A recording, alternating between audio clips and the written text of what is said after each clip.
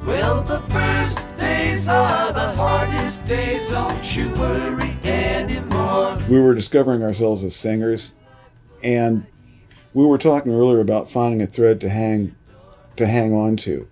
The melody is the perfect tow rope for any ensemble. You grab onto that melody, and it'll take you. And we were just discovering that, or rediscovering that. But it was this time it meant something to us because they were our own melodies, and we were starting to mature as musicians. I mean, still in our early 20s. If I was yet into my 20s, I don't know, but we were starting to really pay melody the respect it was due, and it was starting to take us somewhere, and it was giving us focus, and all the craziness that we'd indulged in previous efforts and previous eras of our development. It was all back there, and it was all just colors on our palette now that we could apply to this new focus that we were beginning to discover, to find. We were also starting to appreciate each other's efforts a little bit more. I guess I was no longer a kid, and people were beginning to start to take my efforts seriously, but Pigpen and everybody else too. I'm speaking for me personally because I got that feeling, but I was starting to get to know the other guys as musicians, and learn how to intuit where they were going to go and what they were up to, and know how to work with that. If I was writing, well, I know Jerry can do something with this part.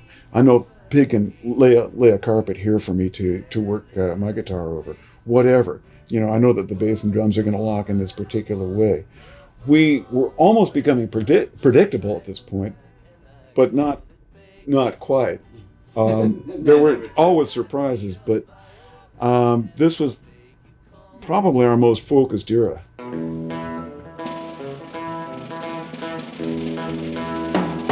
I've been ballin' a shiny black steel jackhammer, been chipping up rocks for the great highway. Well, he was real good at what he did.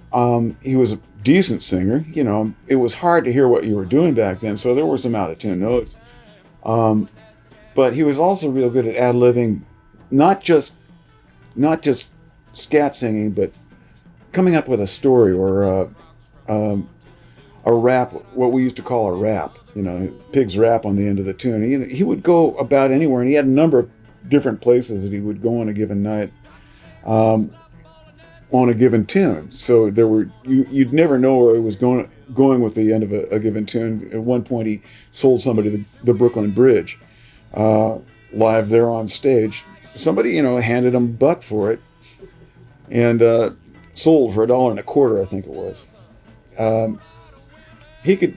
You really couldn't tell where he was going to go, and we would just sort of had to be there and on our toes, and we'd go up and we'd go down, and he'd make the most of our dynamics. We'd be cooking along real loud, and he'd hit a theme, and he'd hammer that theme, and then we'd bring it back down, and he'd take a right or a left turn, and we'd go somewhere else, and then build that back up into another thing that he'd hammer again.